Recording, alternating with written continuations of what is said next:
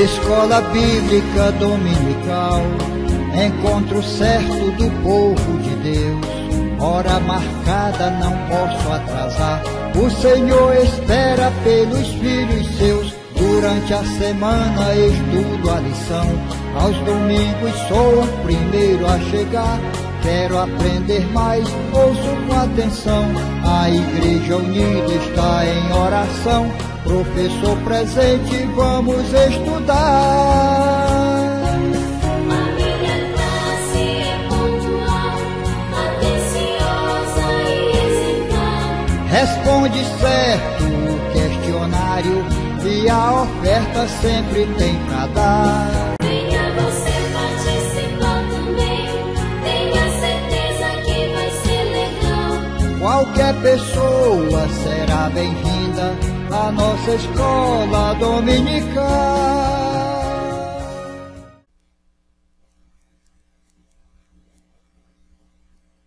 Olá, meus queridos irmãos internautas, professor Pastor Jonias. Estamos diante da lição 7. Deus espera de nós uma resposta. Lição direcionada para o dia 13 de maio de 2018, editora Betel.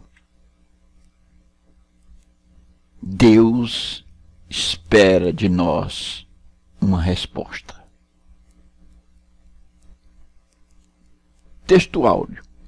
Porque também a nós foram pregadas as boas novas, como a eles, mas a palavra da pregação nada lhes aproveitou, porquanto não estava misturada com a fé naqueles que a ouviram. Hebreus 4:2. Verdade aplicada. Nossas respostas e atitudes para com Deus precisam estar de acordo com a sua palavra, que nos revela o que Ele espera de nós. Textos de referência encontramos em Gênesis, capítulo 3, versículos 8 a 9, e Isaías 5, versículos 1 e 2. Os hinos sugeridos, 166, 303 e 419 da nossa harpa cristã.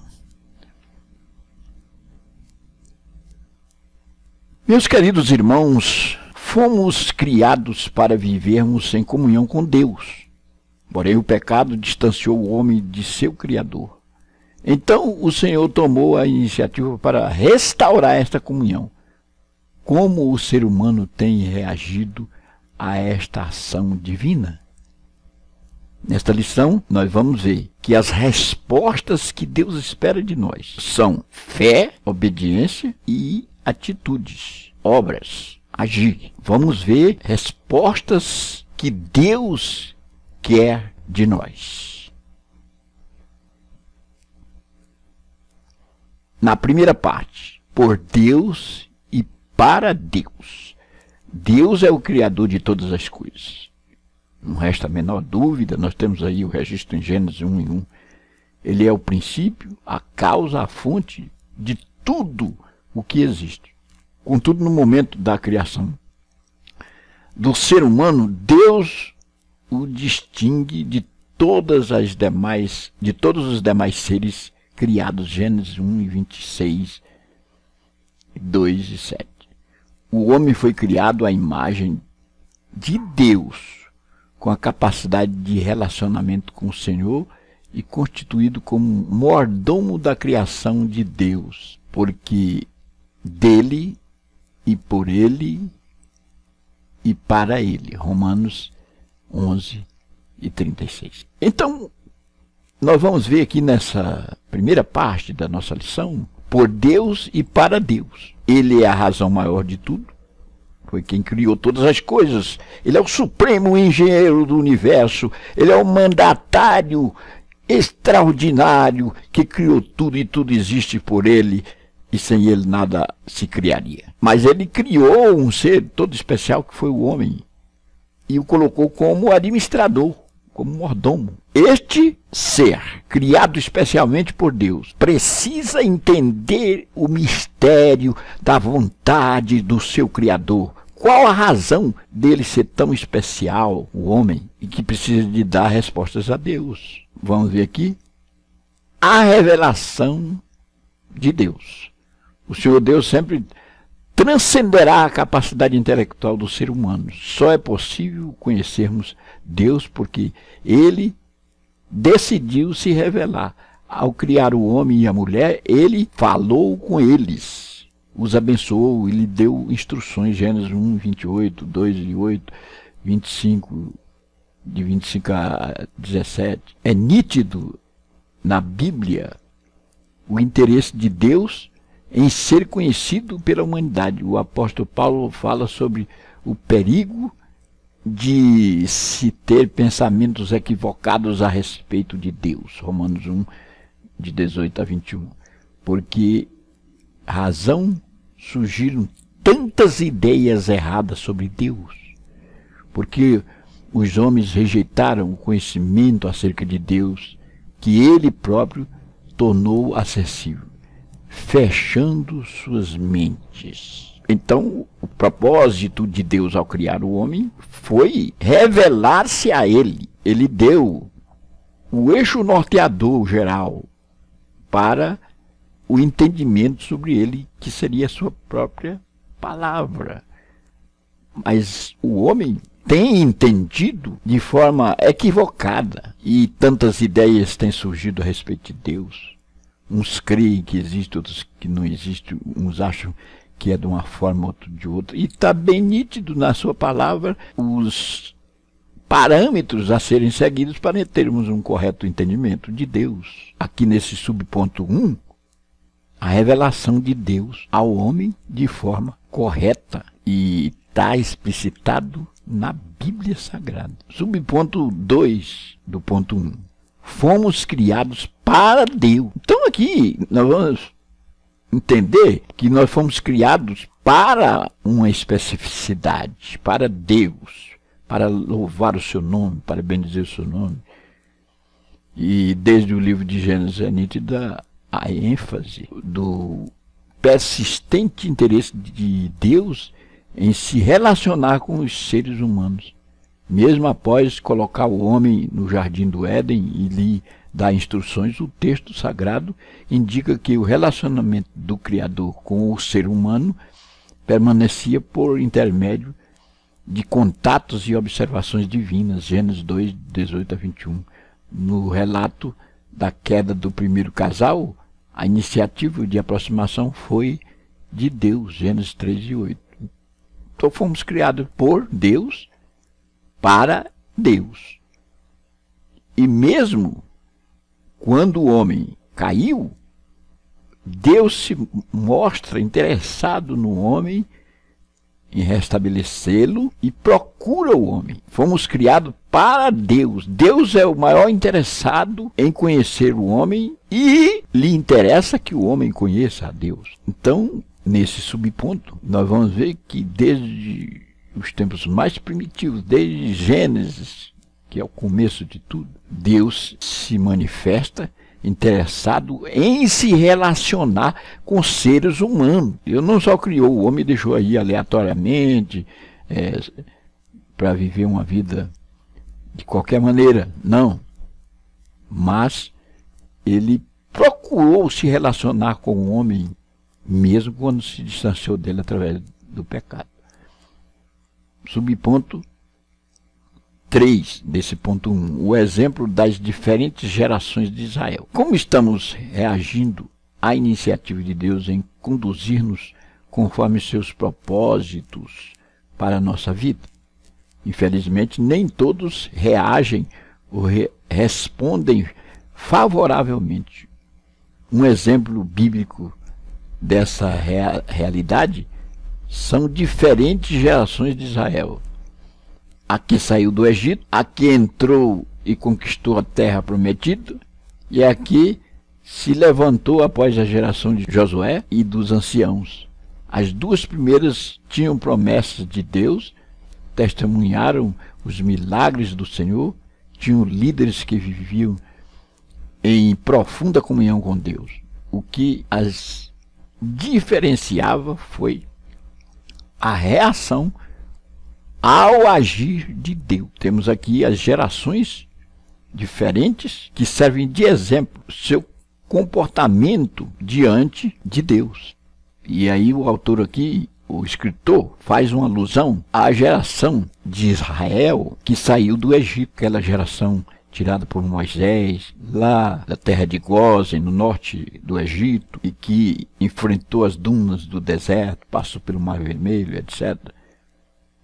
A geração que conquistou a terra prometida, porque toda a geração que saiu do Egito morreu, não entrou ninguém a não ser Josué e Caleb. E agora o comportamento da geração que conquistou a terra prometida. E depois de conquistar a terra prometida, se levanta uma outra geração, que foi a geração depois de Josué, dos anciãos. E aqui ele diz que as duas primeiras tinham a promessa de Deus, testemunharam os milagres do Senhor, por exemplo, o milagre do mar, a abertura do Mar Vermelho, do envio do maná no deserto, tantas coisas maravilhosas que aconteceram ao longo do deserto, a abertura do Rio Jordão, tinham líderes que viviam em profunda comunhão com Deus. Josué foi um líder que fez coisas incríveis, até o sol e a lua pararam. E aqui ele coloca o que as diferenciava. Simplesmente era o comportamento dessas gerações diante do agir de Deus. Cada uma agindo conforme a sua vontade.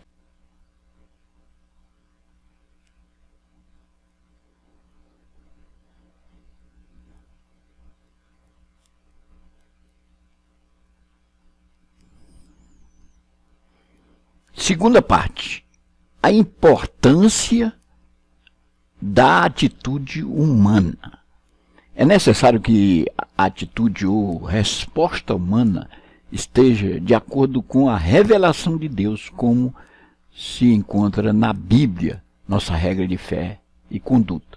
Por isso, o princípio bíblico, visto no tópico anterior, nos mostra que a iniciativa é de Deus e que ele estabeleceu condições e instruções quanto ao relacionamento do ser humano com ele. Êxodo 8 e 27.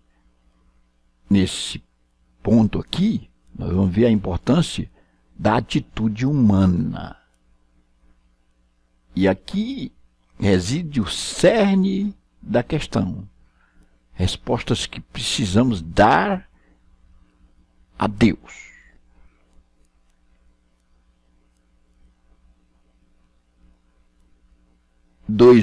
No primeiro subponto, não é qualquer atitude que Deus aceita.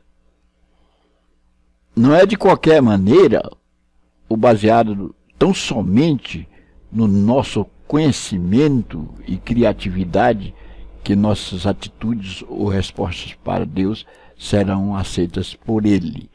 Vide o exemplo de Caim, considerado o primeiro ato de adoração registrado na história humana, pois antes de Abel, foi ele que teve a iniciativa de apresentar uma oferta ao Senhor. Contudo, Deus não atentou para ele e para sua oferta. Gênesis capítulo 4, versículos 3 a 5.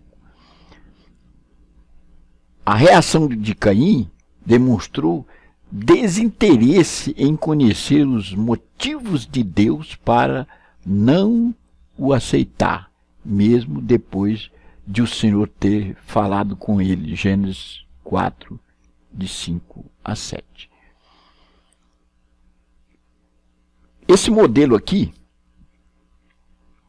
na pessoa de Caim, que foi o primeiro a oferecer sacrifício, ele primeiro tomou a iniciativa, depois que Abel, seu irmão, ofereceu a outra oferta.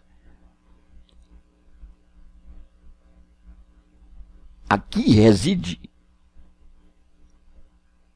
uma situação interessantíssima, Porque Caim, ao ser rejeitado, não demonstrou nenhum interesse e conhecia os motivos porque Deus o rejeitou. Porque seria interessante se ele tivesse procurado se inteirar.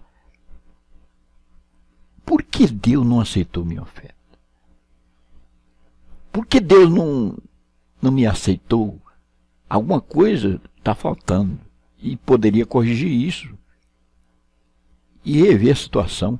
Isso nos leva ao entendimento que nós precisamos rever conceitos.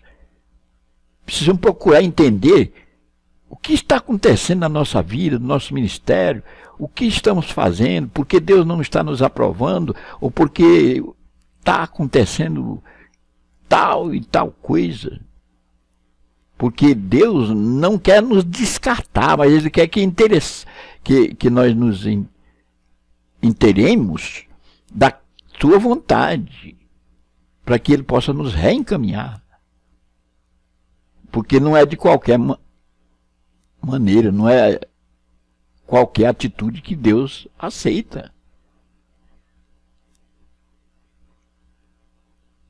Aqui no subponto 2 do ponto 2, o fracasso das tentativas humanas. Encontramos ainda em Gênesis o relato da construção de uma torre com os seguintes objetivos: tocar no céu, fazer um nome e não ser espalhado. Gênesis 11, de 1 a 9. Um exemplo de seres humanos conscientes de suas próprias capacidades, dominados pelo orgulho, pela autossuficiência.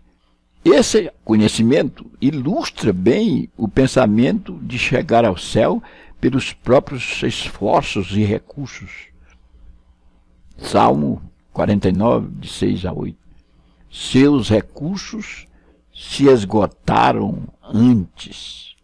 A busca pela glória humana, Efésios 2, de 8 a 9, e a insubmissão aos planos de Deus, para que não sejamos espalhados. Gênesis 9, de 1 a 7, e 11 e 4. Por que fracassou? Olha, a Torre de Babel, que tinha como objetivo chegar aos céus, e era uma iniciativa do homem, o homem governando a si mesmo. Aliás, foi na dispensação do governo humano. Ele queria chegar aos céus através de mecanismos próprios, de méritos próprios, de projetos matemáticos e físicos. E não se chega a Deus dessa forma. Então essa tentativa fracassou. Por quê? Aqui estava patenteado o orgulho e a autossuficiência. Isso exemplifica muito bem os homens na modernidade, orgulhosos, autossuficientes, detentores de conhecimentos profundos, tecnologias e tantas coisas boas, mas que são mal administradas no sentido de adoração a Deus. Não se chega a Deus por esforços próprios, não se chega ao conhecimento de Deus através de mecanismos humanos, matemáticos e físicos. Subponto 3 do ponto 2, a importância de seguir as instruções divinas. Deus não apenas chamou Abraão, lhe fez promessas e o abençoou, mas também lhe deu mandamentos, estatutos, preceitos e leis. Gênesis capítulo 18, versículo 19, 26 e 5.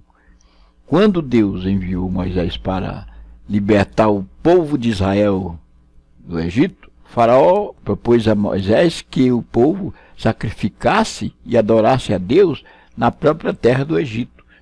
A resposta de Moisés foi: deixa-nos ir para que sacrifiquemos ao Senhor nosso Deus, como Ele nos dirá. Êxodo capítulo 8, verso 27. Por isso o povo teve que parar no Sinai e esperar até que as instruções divinas chegassem.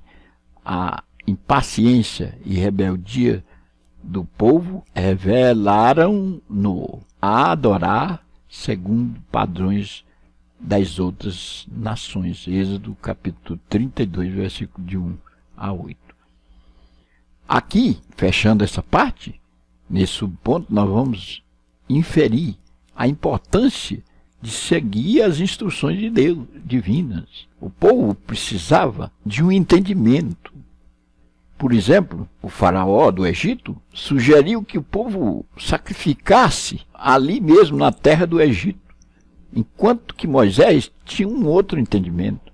A vontade de Deus era que o povo se libertasse da escravidão do Egito e o adorasse, fosse um povo liberto, livre para uma adoração. Ali no Egito não teriam condições de adorar a Deus de forma perfeita, fazer um sacrifício perfeito a Deus. Estavam presos aos mecanismos, aos padrões do Egito, na pessoa do faraó, distanciado de Deus, que não entendia a vontade de Deus no aspecto da adoração. E lá no Sinai, quando Moisés ficou 40 dias e 40 noites para receber as tábuas da lei, a impaciência do povo levou esse povo a uma rebeldia. E aí adorar segundo os padrões das outras nações. Por exemplo, fizeram um bezerro de ouro e adoraram. Isso era uma praxe, era muito comum entre as nações pagãs.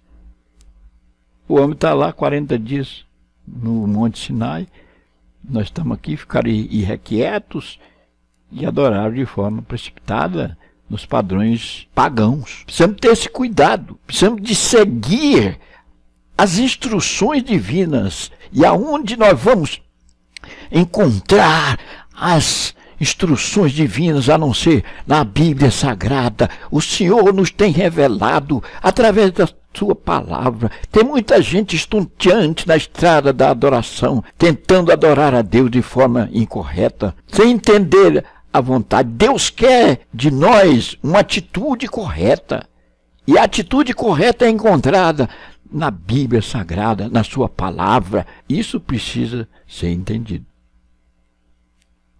Terceira parte, respostas ou atitudes do ser humano. E agora sim nós vamos ver que resposta nós temos que dar, na verdade, para agradar a Deus. Nesse último tópico, refletiremos sobre 3 respostas ou atitudes que Deus espera de todos que têm conhecido as boas novas de salvação. Evidentemente não se esgota o assunto, uma vez que o espaço não permite abordar outros aspectos. Que o Espírito Santo nos ajude a desfrutarmos de todas as bênçãos que o Senhor Deus tem para nós. Quais seriam as respostas que nós precisamos dar a Deus, ou as atitudes do ser humano diante de Deus? Nós vamos ver nos subpontos subsequentes as 3 respostas que nós precisamos dar a Deus. Primeira, no subponto 1 do 3, fé como resposta para Deus. Está aqui. A Bíblia registra que sem fé é impossível agradar a Deus. Hebreus 11 e 6. Não é crer apenas no início do relacionamento com Deus, mas até a nossa partida para a eternidade. Não é crer apenas em algumas circunstâncias, mas continuar crendo em qualquer situação. Foi o que faltou aos israelitas, que pereceram no deserto e não entraram na terra prometida. O texto sagrado diz que a pregação nada lhes aproveitou, porquanto não estava misturada com a fé naqueles que a ouviram. Hebreus 4 e 2. Viram as manifestações sobrenaturais na terra do Egito, testemunharam os acontecimentos no Sinai, desfrutaram da providência divina no deserto, porém não creram que o Altíssimo era poderoso para lhes dar vitória sobre os povos que habitavam em Canaã. Número 13, 31 a 33, 14 e 11. Olha aqui. A fé como resposta para Deus. Essa fé tem que estar provida de atos. Não é somente crer, como diz o autor, não é crer apenas em algumas circunstâncias, mas continuar crendo em qualquer situação. Foi o que realmente faltou aos israelitas que pereceram no deserto ali e não entraram na terra prometida. A pregação aqui não surtiu efeito. Isso está acontecendo também nos nossos tempos presentes. Se está pregando, a pregação não está surtindo efeito, porque ao cabo da pregação o indivíduo está desprovido da fé. Fé que move montanhas de dificuldades. Fé que afasta as obstacularizações. Aliás, a fé se contrasta com a incredulidade. Enquanto a incredulidade vê o problema, a fé vê a solução do problema. A incredulidade vê o mar vermelho, a fé vê as águas se abrindo. A incredulidade vê o Jordão em plena cheia, a fé vê as águas do Jordão se abrirem. A incredulidade vê as muralhas de Jericó, a fé vê as potentes muralhas de 6x9 ruírem. A incredulidade não consegue ver ou enxergar a vitória sobre os habitantes da terra, conforme os espias explicitaram a Moisés um relatório negativo. A fé vê Deus agindo e derrotando os inimigos. Fé como resposta para Deus. Aleluia!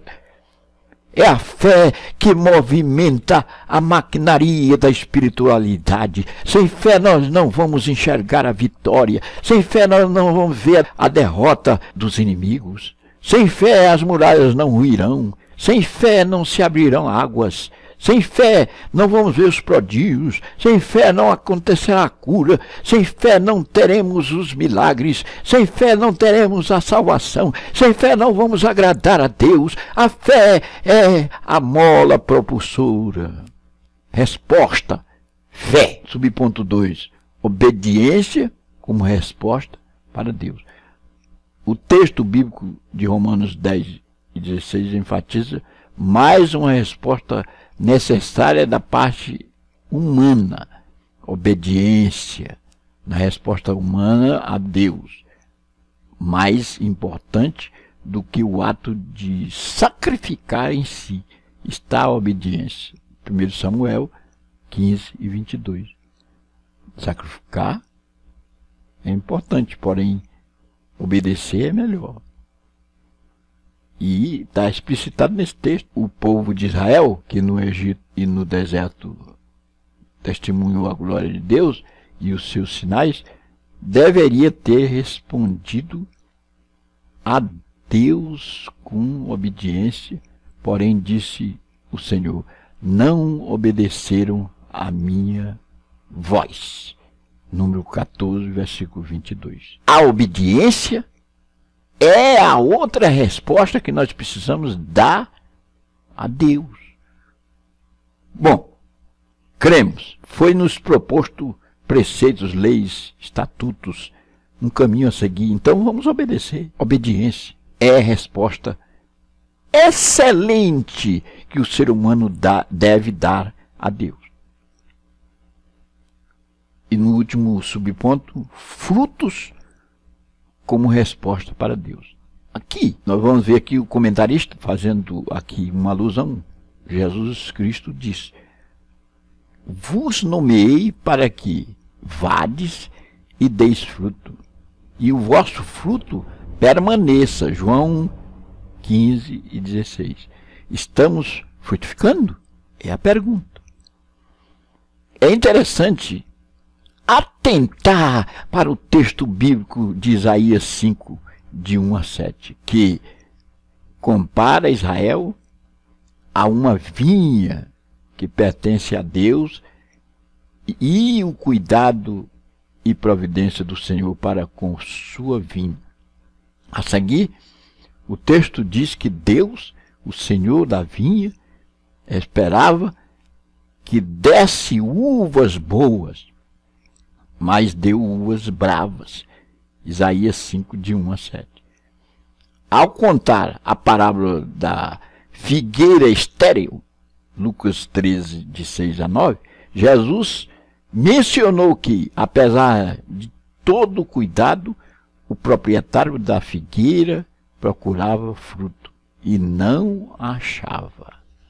Olha aí, a associação do texto de Lucas 13, de 6 a 9, com Isaías 5, de 1 a 7. O dono da vinha esperava obter frutos. Num deu frutos bravos, uvas bravas. No outro, não deu fruto. Era estéril. Veja que a figueira estéril, ela secou. Então, uma das respostas, das 3 respostas que nós precisamos dar a Deus, é produzir fruto, é ação, é agir, é fazer acontecer. Diz que a humanidade está categorizada em 3 classes. Os que criticam, os que fazem acontecer algo e os que perguntam o que está acontecendo. Estão alheios à realidade. Então, Deus quer uma resposta de nós. Produção de frutos. Produzir frutos. Então aqui, nessa última parte, nós vimos as 3 respostas. Precisamos de fé, depois obediência e depois ação. Produzir frutos.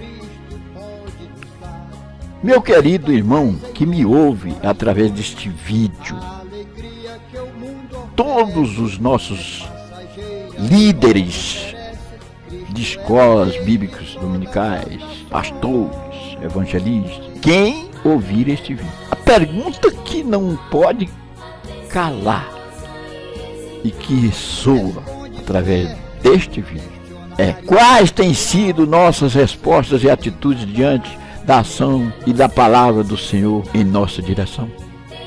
A palavra está soando, está sendo pregada. Se ela estiver desprovida de fé, não vai surtir efeito, conforme vimos no texto bíblico ao longo dessa lição. Deus espera de nós uma resposta.